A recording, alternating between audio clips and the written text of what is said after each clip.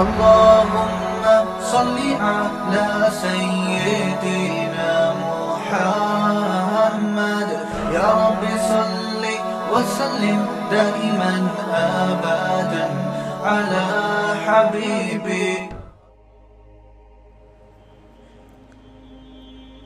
آپ نے کسی محبوبہ کو پیغام بھیجا کہ میں تم سے دل سے محبت کرتا ہوں، وہ کہیں تم پرلے درجے کے جاہل آدمی ہو، ایک نمبر کے، بولو بھائی جاہل. میں نے یونیورسٹی میں پڑھا ہے کہ محبت اور نفرت یہ کہاں سے ہوتی ہے؟ کھوپڑی سے. یہ کہاں سے ہوتی ہے؟ کھوپڑی سے. یہ دل سے اس کا کوئی تعلق نہیں ہے. جاؤ میں نے تمہارے رشتے کو نامنظور. اب دوبارہ جب آپ نے ٹرائی کیا کہیں اور، تو اب آپ کہہ رہے ہیں میں تم سے دماغ سے محبت کرتا ہوں، برین سے. وہ کہے گی تو پاگل ہے تجھے محبت کے اظہار کا طریقہ نہیں آتا، پتلی گلی سے نکل. تو بھائی نہ دل سے محبت کا اظہار کا لفظ استعمال کرنا سائنس کے خلاف ہے، سمجھ رہے ہو نا؟ نہ یہ کہنا، اور یہ دماغ سے محبت کا اظہار کرنا سائنس کے حساب سے تو ٹھیک ہے، لیکن خود دماغ کے حساب سے ٹھیک. دماغ کہتا ہے یہ سائنسی تھیوری کا موقع نہیں ہے، یہ کھوپڑی استعمال کر تو دل سے ہی محبت کرے گا.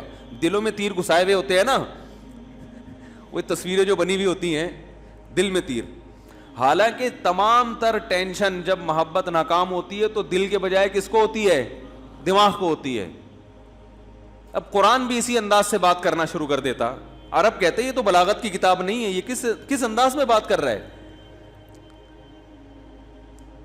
باقی قرآن نے جو دل کی طرف نسبت کی ہے وہ نسبت بھی غلط نہیں ہے، کیونکہ دل کا دماغ سے سب سے زیادہ گہرا رشتہ ہے. اس میں بھی بلاغت چھپی ہوئی ہے، کیونکہ جب آپ دماغ سے کسی سے محبت کرتے ہیں تو اس کا پہلا اثر کہاں پڑتا ہے؟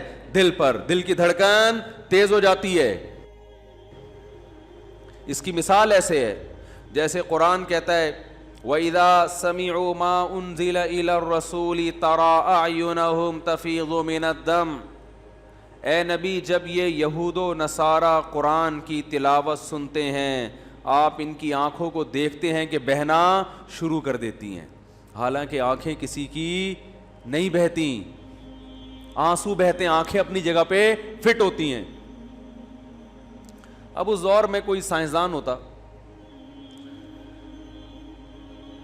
جس کو سائنس کا ہیضہ ہو گیا ہوتا، معذرت، سائنسدان ہونا بری چیز نہیں ہے، سائنس کا ہیضہ ہونا کیا ہے کہ جہاں سائنس فٹ نہیں بھی کرنی وہاں کیا کر رہے ہیں. وہ ایک حکیم صاحب نے مجھے بتایا کہ میرے گھر میں کھانا پکتا ہے تو گھر والے میرے خلاف ہو گئے ہیں، کیونکہ وہ ہر وقت غذاؤں کے بارے میں نا گھر والوں نے کہا چنے کی دال پکے گی تو میں کہتا ہوں، وہ حکیم کہتے ہیں میں کہتا ہوں اس کے ساتھ ماش ملا لو، اس سے بیلنس ہو جائے گا. یہ خشک ہوتی ہے، وہ کیا ہوتی ہے؟ ذرا تر ہوتی ہے. تو سارا دن وہ کیا کرتے رہتے ہیں غذاؤں میں. بھائی ایک شریف آدمی، سیدھا سادہ، شریف سے مراد سیدھا سادہ آدمی جب گھر جائے گا جو پکا ہوا ہوگا کھا لے گا. وہ یہ تھوڑی دیکھے گا بھنڈی میں یہ تر ہے، کریلا خشک ہوتا ہے، تو ابھی چونکہ ویسے ہی خشکی بدن میں زیادہ ہے تو کریلا کھانے سے خشکی اور بڑھ جائے گی، تو پھر مجھے بھنڈی کھانی وغیرہ. مجھے نہیں پتا بھنڈی تر ہوتی ہے کیا ہوتی ہے، میں ایک مثال دے رہا ہوں. وہ جو پکا ہوگا تمیز سے کھا لے گا، بولے گا کھانے کا مقصد حاصل ہو گیا، طاقت آ گئی، نکل لے گا پتلی گلی سے. ٹھیک ہے نا. حکیم صاحب جب گھر میں جائیں گے تو کیا ہوگا؟ ایک تو نارمل حکیم ہوتے ہیں وہ بھی گھر جاتے ہیں تمیز سے کھا لیتے ہیں، مگر اگر خدا نخواستہ حکمت کا ہیضہ ہو گیا آپ کو، حکیمی کا کیا ہو گیا؟ ہیضہ، تو سارا دن بیٹھ کے بیلنس ہی کرتا رہے گا نا. میں ایک دفعہ مدرسے میں پیاز، کچا پیاز جو ہے نا اس میں دہی ملائی اور کھا رہا تھا، اس لیے کہ پیاز اور دہی کی چٹنی بڑی مزے کی ہوتی ہے. تو حکیم صاحب تھے ہمارے ساتھ، وہ آئے اور کہنے لگے یہ جو پیاز کے ساتھ آپ نے دہی ملایا ہے یہ جوڑ بہترین جوڑ ہے. بالکل صحیح کیا آپ.